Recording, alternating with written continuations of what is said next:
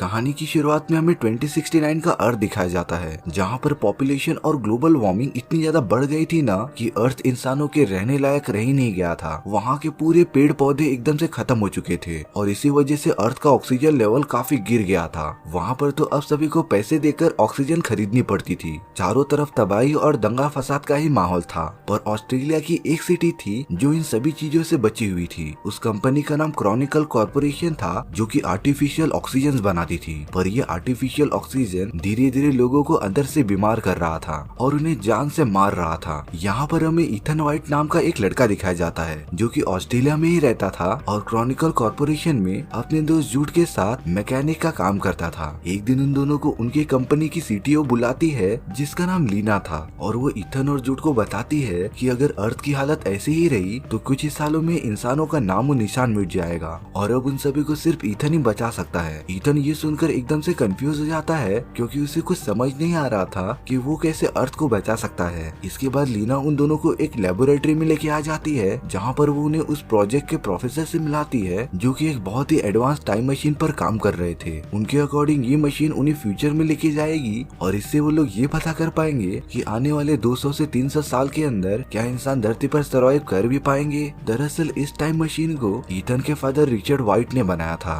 पर सालों पहले उनकी अचानक मौत हो गई थी। लीना और उसकी टीम ने उस टाइम मशीन का यूज करके ये पता लगा लिया था कि 500 साल बाद अर्थ पर काफी ज्यादा मात्रा में ऑक्सीजन हो जाएगी, पर वहाँ कोई इंसान बच भी पाया है कि नहीं, इसका अंदाजा लगाना जरा मुश्किल था। तो उन लोगों ने उस टाइम मशीन में कुछ साउंड वेव्स पास किए थे, जिसका रिप्लाई उन्हें रेडियो वेव्स के अंदर आया। जब उन लोगों ने उस सिग्नल को डीकोड किया तो इसमें लिखा था कि सेंड ईथन वाइट, यानी कि फ्यूचर में ऐसा कोई है जो कि ईथन को बुलाना चाहता है। इस सब के बारे में सब कुछ पता चलने के बाद भी ईथन फ्यूचर में जाने से मना कर देता है, क्योंकि समय के साथ छेड़छाड़ करना काफी खतरनाक हो सकता था और अब वो ये मिशन करने से मना कर देता है। जूड उसे समझाता रहता है कि इस मिशन को करने से उन्हें काफी ज्यादा पैसे मिल सकते थे और वो उसका यूज करके अपने और अपने परिवार के लिए बहुत सारे आर्टिफिशियल ऑक्सीजन खरीद सकते थे। ईथन की एक वाइफ भी थी जो कि हमेशा बीमार ही रहती थी और ईथन के पास इतने पैसे नहीं थे कि वो उसका इलाज करा सके। तब काफी सोच समझने के बाद वो तैयार हो जाता है लीना का मिशन करने के लिए। ईथन जब कंपनी के लैब में आता है तो उसे फ्यूचर में जाने के लिए स्पेशल सूट दिया जाता, लेकिन तब जाकर ईथन को पता चलता है कि ये मिशन काफी रिस्की होने वाला था। प्रोफेसर ईथन को एक एआई डिवाइस देते हैं और वो जगह जगह पर ईथन को गाइड करेगी। इसके बाद ईथन रेडी होता है फ्यूचर में जाने के लिए। वो लोग टाइम मशीन को स्टार्ट कर देते हैं और ईथन फ्यूचर में जाने लगता है। वो काफी तेजी से स्पेस और टाइम में ट्रेवल करते हुए 500 साल बाद वाले अर्थ पर जाकर गिर जाता है। उसकी ट्रेवलिंग स्पीड इतनी ज्यादा थी कि उसका सूट जलने लगा था। वो कैसे भी करके उठता है और अपने आप को बचाता है। ईथन देखता है कि वहाँ पर बहुत सारे पेड़ पौधे उग चुके हैं और अब अर्थ पर नॉर्मल मात्रा में ऑक्सीजन लेवल बढ़ चुका है, यानी कि ये हो सकता है कि फ्यूचर में अर्थ इंसानों के रहने लायक बन जाएगा। पर ईथन को वहाँ पर एक भी इंसान दिखाई नहीं दे रहे थे, तो उसे वहाँ पर एक स्केलेटन दिखाई देता है, जिसके माथे पर बुलेट का निशान था। और जब वो उस स्केलेटन का नाम चेक करता है तो उसके ऊपर तो ईथन का नाम लिखा हुआ था, यानी कि वो स्केलेटन ईथन का ही था। ईथन तो ये देखकर काफी डर जाता है, क्योंकि फ्यूचर में जाकर उसकी मौत हो जाएगी। ईथन इस बारे में और पता लगाने के लिए अपने आर्टिफिशियल इंटेलिजेंट आर्ची से पूछता है, पर उसकी बैटरी काफी कम थी और वो तो स्विच ऑफ हो गया था।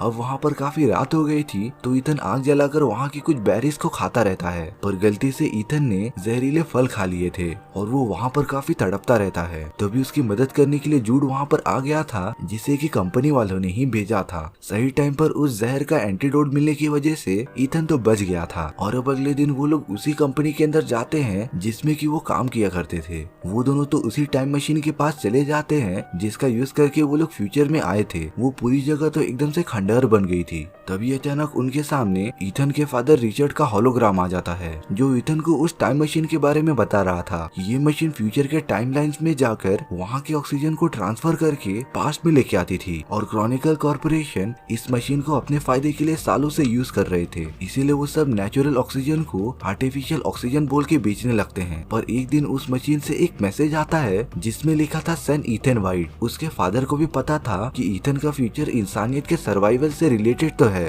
तो इसीलिए उसके फादर ने ईथन के हाथ पर एक बैंड बांध दिया था जो कि ईथन का डीएनए सैंपल इकट्ठा करता था। ईथन ये सारी बातें सुनकर काफी शॉक हो गया था और तब जाकर उन्हें पता चलता है कि इस टाइम मशीन का पावर कोर खराब हो चुका था और इसके पास अब इतनी पावर नहीं बची थी कि वो दोनों अब अपने ओरिजिनल टाइमलाइन में वापस जा सके। उस मशीन में तो काउंटडाउन स्टार्ट हो जाता है और उतने टाइम में उन दोनों ने कुछ भी नहीं किया तो वो मशीन पूरी तरीके से ब्लास्ट हो जाएगी। ईथन और जूड जब अर्थ को देखने के लिए बाहर निकलते हैं तो वहाँ की पूरी जगह पेड़ पौधों से घिर चुकी थी और कोई भी इंसान दिखाई नहीं दे रहा था, यानी कि फ्यूचर में जब तक सब कुछ नॉर्मल होगा तब तक इंसानों की पूरी प्रजाति नष्ट हो चुकी होगी। वहाँ पर तो उन दोनों को इंसानों के सिर्फ स्केलेटन ही देखने मिल रहे थे। ईथन अपने वाइफ के भी घर पर जाता है और वो वहाँ पर अपनी वाइफ का भी स्केलेटन देखता है और अब ईथन काफी परेशान हो गया था। उसे इन सभी बातों का जवाब जल्द से जल्द ढूंढना था, पर जब वो अपने पुराने वाले एआई डिवाइस को चलाता रहता है तब उसके अंदर से जूड की लास्ट टाइम आवाज आती है और पता चलता है कि ईथन को जूड ने ही मारा था। जूड काफी डर गया था और वो ईथन पर गन पॉइंट कर देता है कि उसने ऐसा कुछ भी नहीं किया था। वो दोनों ही कंफ्यूज थे, इसीलिए एक दूसरे के साथ बात करके वो लोग ये प्रॉब्लम सॉल्व कर लेते हैं और वापस टाइम मशीन के पास आ जाते हैं। वो दोनों मिलकर उस मशीन का पावर को ठीक करने लग जाते हैं और ईथन अपने नए वाले एआई डिवाइस का बैटरी निकालकर पुराने वाले डिवाइस में उसे डाल देता है, जिससे कि उसके अंदर एक वीडियो प्ले होता है जिसमें जूड ईथन को गोली मार देता है। ये देखकर तो ईथन को श्योर हो गया था कि जूड ही ने उसे मारा था। उसे इन सभी बातों का जल्द से जल्द पता लगाना था, इसीलिए ईथन जूड को चालाकी से एक कमरे में बंद कर देता है। तब ईथन उस डिवाइस का यूज करके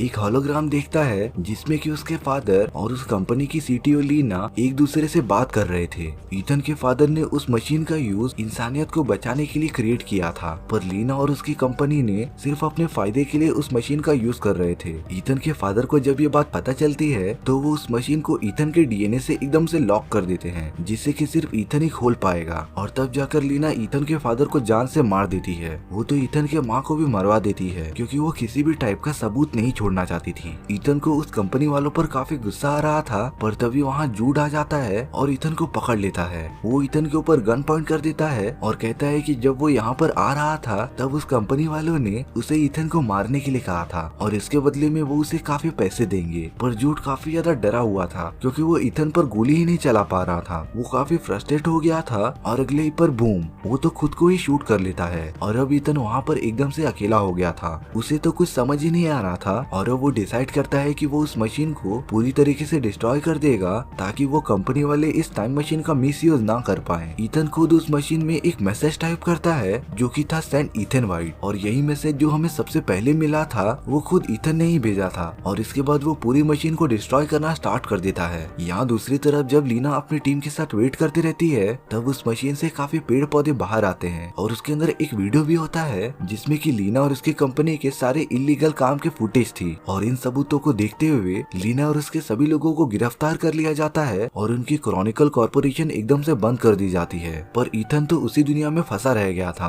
और अब वो कभी अपनी टाइमलाइन में वापस नहीं आ पाएगा। इसी के साथ हमारी ये स्टोरी यहीं पर खत्म हो जाती है। सो व्यूअर्स, आपको ये स्टोरी कैसी लगी प्लीज कमेंट सेक्शन में बता दो, और अगर आपको मेरा एक्सप्लेनेशन 1% भी अच्छा लगा होगा ना तो डैम एक्सप्लेनर चैनल को लाइक एंड सब्सक्राइब जरूर कर देना, क्योंकि इससे हमें मोटिवेशन मिलता है आपके लिए इसी तरीके की मजेदार स्टोरीज लाने के लिए। तो मिलते हैं नेक्स्ट वीडियो में। सी या।